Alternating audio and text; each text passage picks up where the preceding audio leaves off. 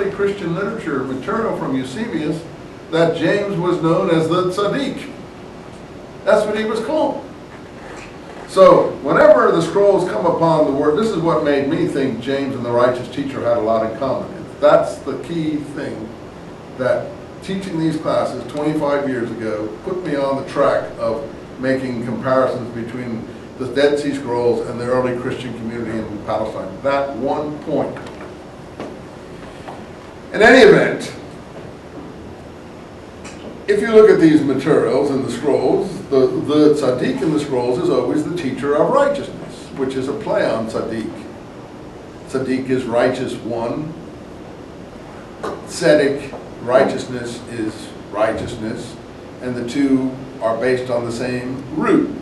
We call ZDK, meaning righteousness. Justification is another word in Hebrew based on the same root. It just means to make someone righteous. We say justification in English, for lack of a better word. And Zadok, sons of Zadok, is just a name based on the ZDK. So there's a lot of wordplay in Hebrew that if you don't know the language you can't catch. Anyway, the teacher of righteousness obviously has a doctrine of righteousness. That's what he has, a doctrine of righteousness. By the way, Melchizedek is another word based on the same root, Zedek, righteousness, king of righteousness, that means. So, he has a doctrine of righteousness. Now, his opponent in the scrolls is called the liar. And he's not someone outside the movement, he's someone inside the movement who denies the law. So this is what made me see the parallel with the James-Paul matter.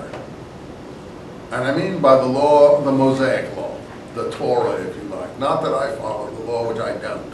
I'm a big shrimp, lobster eater. I do not separate anything out. I'm not an observer of the law. So I don't need to, I'm not here to advocate the law. I'm only here to advocate fair history. So, you find in this parable that you have a person in the scrolls called the righteous teacher who wants the law observed, who wants to separate holy from profane, who thinks the holy things should be set up according to the precise specifications. That's in the Damascus document. We even have this idea of Damascus in the scrolls.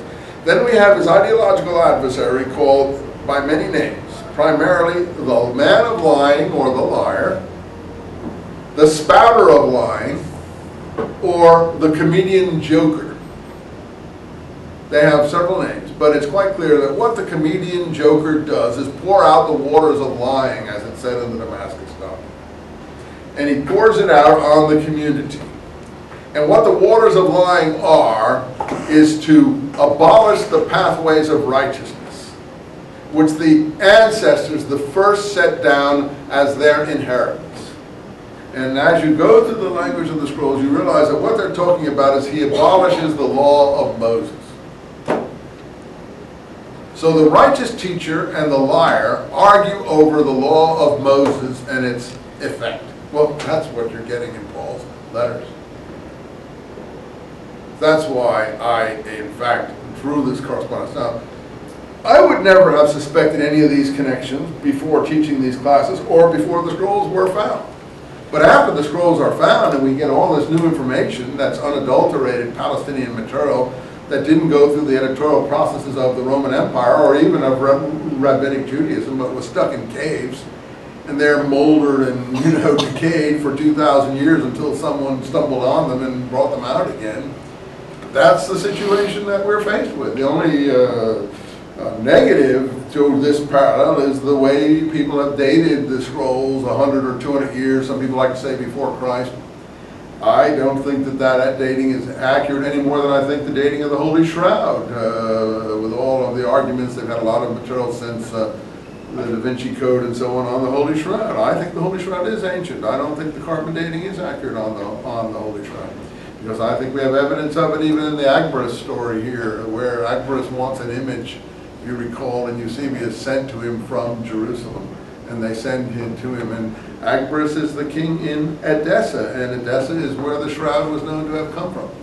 So, you know, I'm not saying, I don't say the shroud says that someone was resurrected. I don't know what the meaning of the image on the shroud is, but I don't think that the carbon testing is accurate. I may be wrong there. I don't know. My intuition tells me that it looks pretty ancient, but, you know, it could be wrong.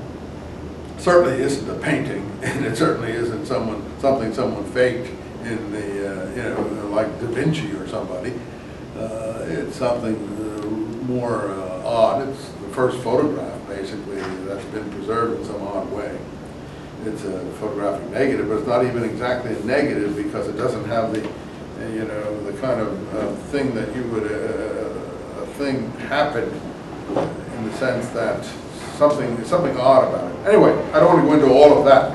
What I'm trying to say is that the problem in Dead Sea Scroll dating is only 100, 200 years. The problem about the Holy Shroud is about 1,200 years problem in the carbon dating vis-a-vis what people think about what the shroud is. So I don't want to comment on the shroud, but where the scrolls are, the carbon dating is not a big obstacle, even though people think it is. And it's about, we're talking about 100 years, and the margin of error in carbon dating is a couple hundred years anyway. So I mean, that's not a big issue.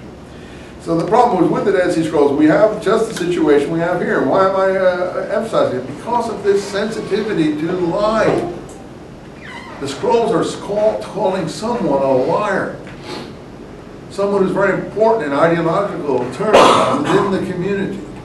Now the scrolls are considered to be Essene. I think they are Essene. So the righteous teacher is the leader of the Essene movement. Well then the liar is someone who left the Essene movement. And to my mind, he has all the characteristics of Paul.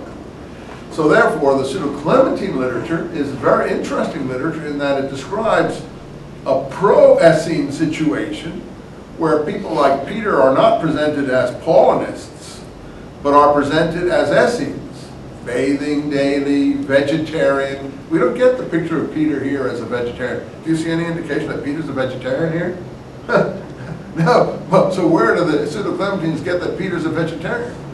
From the Essene James sort of current of literature. So they're really very interesting material there.